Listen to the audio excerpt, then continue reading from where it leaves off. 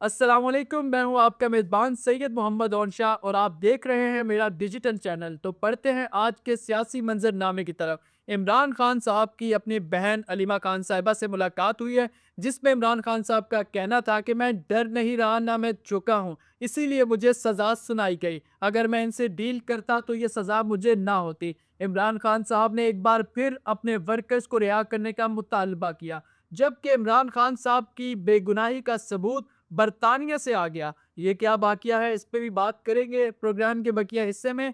जबकि शहबाज शरीफ की नाअहली की तलवार क्यों लटक रही है? क्या वज़ीर-ए-आज़म शहबाज शरीफ नाअहल होने जा रहे हैं? क्या पाकिस्तान के एक और वज़ीर-ए-आज़म अपनी मुद्दत पूरी किए बगैर घर जाना चाह रहे हैं या घर भेजे जा रहे हैं? क्या सियासी मंज़रनामा बदल रहा है? इस पे भी मज़ीद बात करते हैं। तो सबसे पहले आगाज़ करेंगे इमरान खान साहब की अपनी बहन अलीमा खान साहिबा से मुलाकात पर।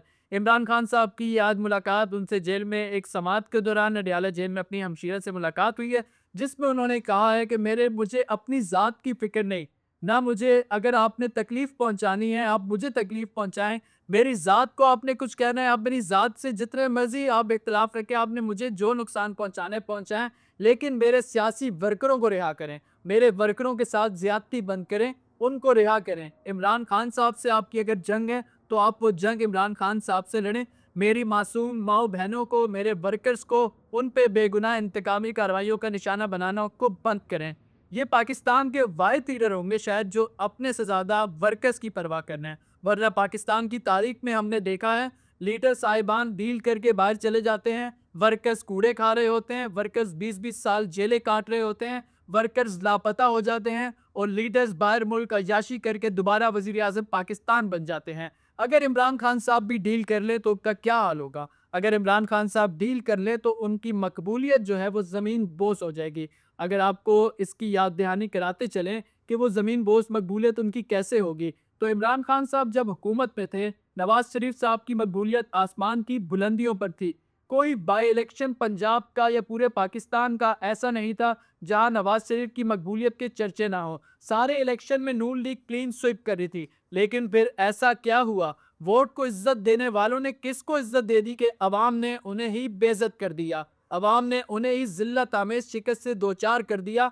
तो वो इमरान खान साहब को अच्छे से मालूम है कि अगर मैंने ये काम किया या मैंने कोई कॉम्प्रोमाइज़ किया तो फिर नवाज शरीफ साहब वाला हाल होना है। दो सीटें भी अपने गढ़ लाहौर से जीत नहीं सकते।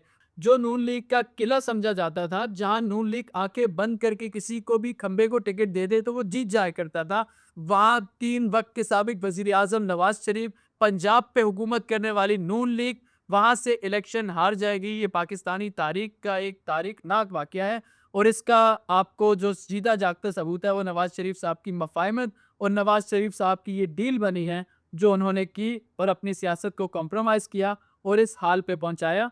अब बढ़ते हैं, इमरान खान की बेगुनाही का क्या सबूत लंदन से आया? वो क्या सबूत है जो इमरान खान को बेगुनाह साबित कर रहा है? उस पर आपको एक स्टोरी सुनाता चलूँ और वो स्टोरी आपको सारा कुछ बता देगी कि जी इमरान खान का क्या कसूर है या इमरान खान साहब को इस केस में फँसाया गया।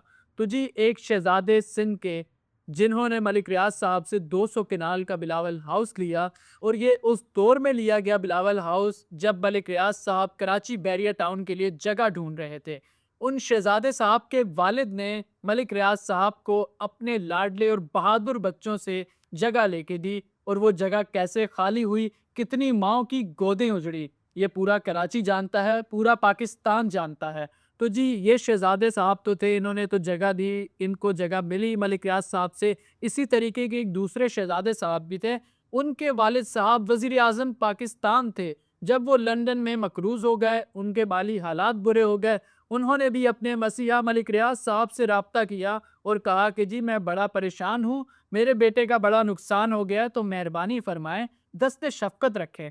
तो मलिक रियाज़ साहब क्योंकि बड़े दिल के मालिक हैं, उन्होंने पाकिस्तान की कोई ऐसी सियासी शख्सियत नहीं होगी जिस पे मलिक रियाज़ साहब का एहसान ना हो। सियासी क्या, अदालती क्या, आपकी एस्टेब्लिशमेंट क्या, ब्यूरोक्रेसी क्या, सहाफ़ी क्या, you name it, Malik Riaz have it.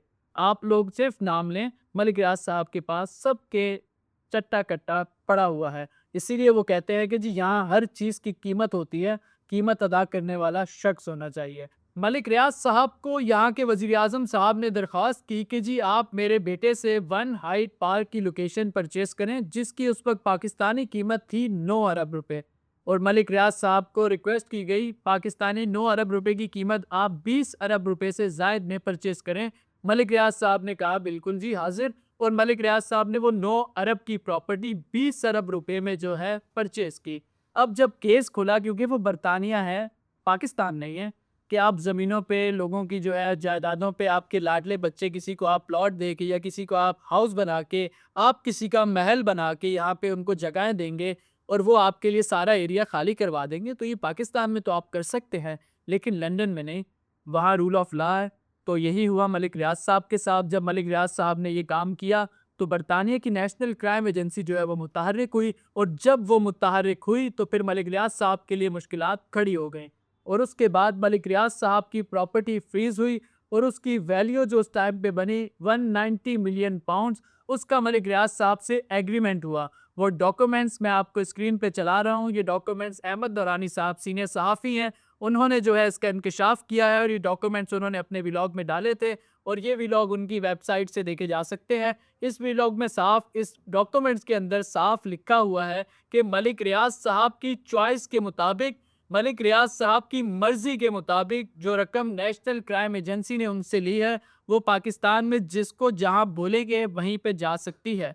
Malik रियाज साहब ने अब फैसला किया था कि जी सुप्रीम कोर्ट में जो मेरे को फाइन हुआ है कराची बैरिया टाउन पे, मैं उस रकम को उस फंड के अकाउंट में ट्रांसफ़र करूँगा। तो अब मुझे बताएं जी, इमरान खान साहब का इसमें क्या कसूर है? अगर इमरान खान साहब के पास दो ऑप्शन बचते थे कि आप रकम मलिक रियाज साहब की मंशा के मुताबिक जहां वो चाहें उनसे मंगवा लें। अगर आप ये नहीं करते तो वो रकम वहीं पे फ्रीज रह जाती, वहाँ से डीप फ्रीज नहीं होती। एटलीस्ट पाकिस्तान के कौमी ख़जाने में 190 मिलियन पाउंड जो सुप्रीम कोर्ट के अकाउंट में आए तो पाकिस्तान ना, पाकिस्तान के बैंक में आए। उस टाइम पे जो पाकिस्तान के माली हालात थे, क्या ये 190 मिलियन पाउंड बुशरा इमरान या इमरान खान साहब के अकाउंट में गए, या इमरान खान साहब की किसी और फ्रंटमैन के अकाउंट में गए? नहीं, ये तो सुप्रीम कोर्ट के अकाउंट में आए। तो जी इस बात से इमरान खान साहब के मौक़िफ़ को तायद मिलती है कि जी ये इंतकामी कार्रवाई है और कुछ नहीं, जिसका सबूत खुद जज साहब ने अपने फैसले में भी दिया है। और अनकरीब जब सुप्रीम कोर्ट में या इस्लामाबाद हाई कोर्ट में अभी केस लग गया है, तो केस नॉकआउट होता नज़र आ रहा है। तो ये थी इमरान खान साहब की स्टोरी। अब आप खुद फैसला कर सकते हैं कहाँ कौन गलत है। तो बढ़ते हैं आज की तीसरी स्टोरी की जानिब, जो कि है वज़ीर आज़म शहबाज शरीफ की। वज़ीर आज़म शहबाज शरीफ क्या नाअहल होने जा रहे हैं, या नाअहल किए जाएंगे, या कोई साजिश रचाई जा रही है, या बैकडोर मुज़ाकरात कामयाब होने वाले हैं? क्या शहबाज शरीफ पाकिस्तान के वज़ीर आज़म की वही तारीख दोहराएंगे जिसमें पाकिस्तान का कोई वज़ीर आज़म 75 सालों में अपनी मुद्दत मुलाज़मत पूरी ना कर सका? क्योंकि पाकिस्तानी तारीख की ये बदतरीन तारीख रही है कि पाकिस्तान का कोई भी जमहूरी वज़ीर आज़म 5 साल अपनी मुकर्ररा मुद्दत पूरी नहीं कर सका। लेकिन अफसोस और एक तल्ख़ हकीकत है कि पाकिस्तान के कोई भी सिपह सलार 3 साल से कम नहीं रह सके, उन्हें हमेशा ही एक्सटेंशन मिली है। ये एक पाकिस्तान की सियाह तारीख है जिसको तब्दील होना चाहिए। लेकिन वज़ीर आज़म शहबाज शरीफ जिस तरीके से आए, वो उसी तरीके से बाहर जा सकते हैं, और वो बाहर जाने वाले भी हैं, क्योंकि वज़ीर आज़म शहबाज शरीफ पे इस वक्त नाअहली की शदीद तरीन तलवार लटक चुकी है। जस्टिस मंसूर अली खान ने केस रेफर कर दिया है अदालत को, और कहा है कि इस पे जल्द फैसला सुनाए। ये केस है आदिल बाज़ाई साहब का, जो रुकने कौमी असम्बली है। पाकिस्तान तहरीक इंसाफ के टिकट पे इन्होंने इलेक्शन लड़ा था। सुन्नी इत्तेहाद कौंसिल जो पाकिस्तान तहरीक इंसाफ के बल्ले का निशान छिनने के बाद, जिस पे पाकिस्तान तहरीक इंसाफ के तमाम टिकट होल्डर्स ने अपने टिकट जमा करवाए थे, लेकिन इलेक्शन कमीशन की जानिब से सुन्नी इत्तेहाद कौंसिल के तमाम लोगों को जब आज़ाद उम्मीदवार का रुकन कहा गया और आज़ाद उम्मीदवार तस्वुर किए गया, तो उस वक्त आदिल बाज़ाई साहब को नून लीग ने अपने बयान हल्फी पे नूर लीग का रुकन शो कर दिया। अब नूर लीग के वो रुकन कैसे बने, उन्होंने क्या झूठा बयान हल्फी जमा करवाया, इस पे जो है सुप्रीम कोर्ट ने उनको डीनोटिफाई भी किया था पहले इलेक्शन कमीशन ने आदिल बाज़ाई साहब को, लेकिन सुप्रीम कोर्ट में जो है वो इलेक्शन कमीशन का फैसला मुअत्तल करके आदिल बाज़ाई साहब को जो है वो दोबारा से ओहदे पे अपनी सीट पे बहाल कर दिया था, जो कि बात ये साबित करता है कि नून लीग की तरफ से और इलेक्शन कमीशन की तरफ से गठजोड़ है, जिस पे जस्टिस आयशा मलिक साहिबा ने भी रिमार्क्स दी हैं और कहा है कि एक सियासी जमात और इलेक्शन कमीशन एक आज़ाद आइनी इदारा इस तरीके से इनका गठजोड़ आपस में बता रहा है कि इंतकामी कार्रवाइयाँ और सियासी लॉबिंग हो रही है।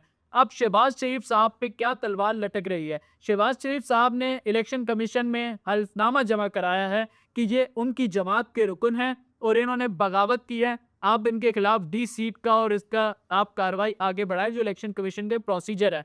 और इलेक्शन कमीशन ने भी आंख बंद करके मनोअन उसको ऐसे तस्लीम किया है जैसे वो इलेक्शन कमीशन ऑफ पाकिस्तान नहीं, इलेक्शन कमीशन ऑफ शरीफिस्तान है। जैसे इलेक्शन की चीफ इलेक्शन कमिश्नर जो है वो जाती शरीफ खानदान के मुलाजिम हो, इस तरीके से इलेक्शन कमीशन ने इस केस को बाईपास किया और एक फैसला सुने बगैर, दूसरे मौक़िफ़ को सुने बगैर, दूसरे फरीक को जाने बगैर ये फैसला सुनाया। और वो फैसला जब अदालत गया, जब सुप्रीम कोर्ट गया, तो वो फैसला उड़ गया। और अब उस फैसले के उड़ाए जाने के बाद चीफ जस्टिस ने आगे एक बड़ा हुक्मनामा जारी किया है कि आप शहबाज शरीफ साहब का जो झूठा बयान हल्फी है, अब उस पे बात होगी। क्या शहबाज शरीफ ने झूठा बयान हल्फी जमा करवाया है? और अगर ये बात सच साबित हो गई तो वजीर आजम शहबाज शरीफ आइंदा चंद दिनों के या चंद माह के मेहमान होंगे।